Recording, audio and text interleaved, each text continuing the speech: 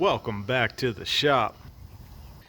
A little modified, got a little cam in it, full bolt-ons, stout little C6. Just quick little recap. But yeah, put a new BCM in it because it wouldn't start. Got the new BCM program, changed the key out, had a new key cut for it. Need some tires. But it was actually sitting quite a while. Everything went well with the program. Programmed the key fob, and had to check engine light. And kind of in the middle of it, but one of the wires broke for the evap vent solenoid. I tested it with the computer, and I could not get the vent to actuate, so I pulled the vent, and I tested the electrical connector, and then I noticed that it wouldn't light up. One of the wires had broken. This wire loom tool, and this actually will cut the wire loom so you can access the wire.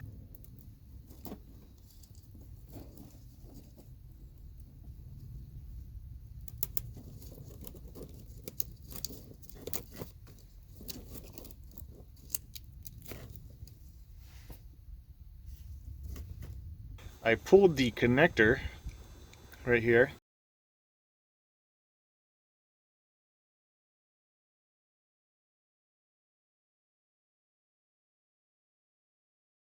And I've already soldered another lead on there, so right now I've got it pre-tinned. Alright, so let me get this thing buttoned up and I'll show you. I got my solder sitting there. I just stuck them together. Got my heat shrink right there. Didn't have a white wire, but you're not really going to see much of it. So I had to splice it there as well as there. So if I had a new terminal, I would have just lengthened the wire out and put a new terminal on it. But we're just going to reuse the one that was in there. It'll work. So it's a little tight up there, but I can slide this down, and I just got to get my heat gun up there and shrink that down. Oh, by the way, it's like 38 degrees out today. A little bit chilly out here. Harbor Freight jack stand.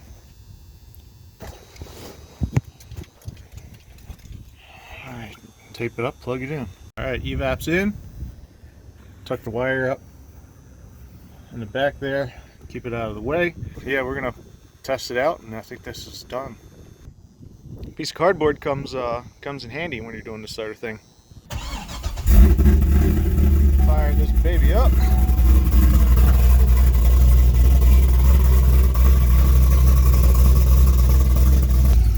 You can see the fuel tank pressure right here, so we can command the vent shut, and it should rise. Oh, we gotta turn our purge. We gotta turn our purge on. See, there you go, 2.2 volts right there with our purge on. I think you can command how much.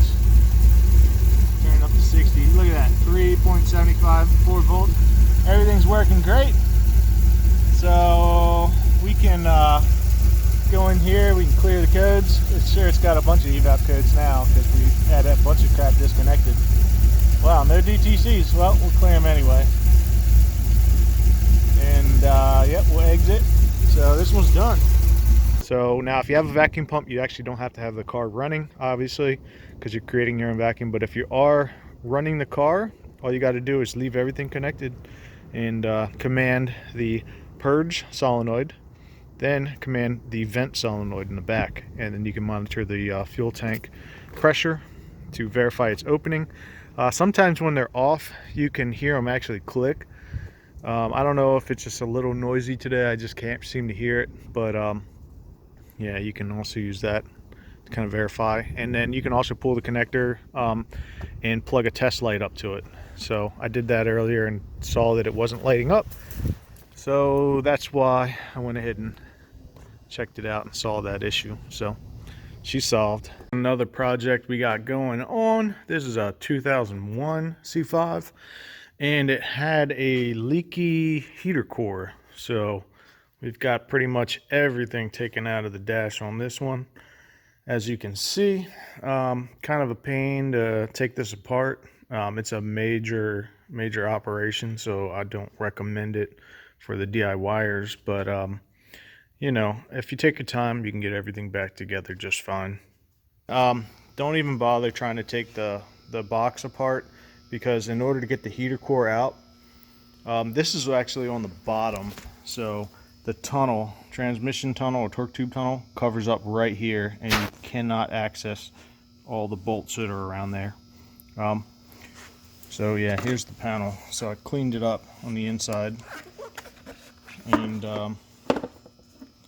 yeah, so this guy goes on there, something like that. And yeah, this whole unit is flipped over, so there's no way to get, you know, these screw holes out right over here. So the only thing to do is to remove it from the firewall. There's actually two studs that poke through the firewall. So yeah, there's two studs, and then you have the AC drain that you need to disconnect. Take the blower motor out, the blower motor resistor, and then you can just barely wedge it over that top bar. You can kind of get an idea where the screw holes are. So you got one screw hole here and another screw hole there next to the heater core outlet. So you may have guessed that heater core outlet is pretty substantially in the middle of the engine bay.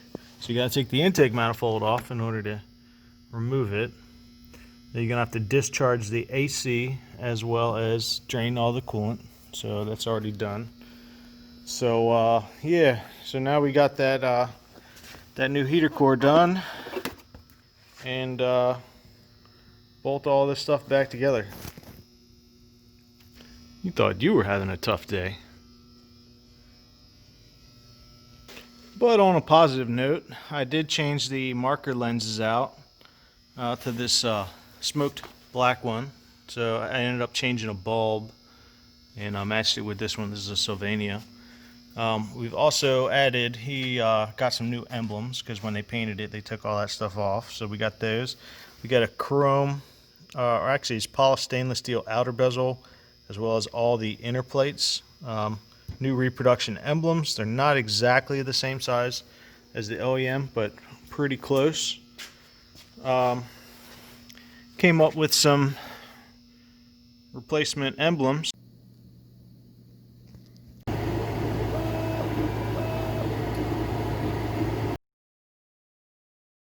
He had one of these, so the detail on it isn't 100%, but that's actually the first prototype. But was able to make them some new emblems, so we get a matching emblem there, and went with some new marker lights, as well as some tail light covers and some Corvette overlays for the center and the rear. He had this spoiler molded in, which is kind of cool, and I believe it's got the little side vents that are molded in as well. So good looking car.